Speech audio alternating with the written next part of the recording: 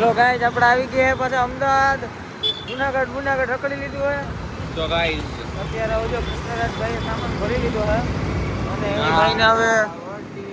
બસ કૃષ્ણરાજ હવે પીજી મૂકીને જાય હે ને એનો સામાન આપ જોઈ શકો છો અહીંયા હે એટલે પીજી મૂકીને હલતું થઈ જવાની વાત છે છે ને હવે લાસ્ટ યર હે ગાઈસ ડાઉન ટુ અર્થ રહેવા જવું છે પાછું હવે હે ને એ જે રસ્તા ઈ બોલતા ભૂલી ગઈ કે મારી વાત તમે આન બહાર જ ન નીકળાય ભાઈ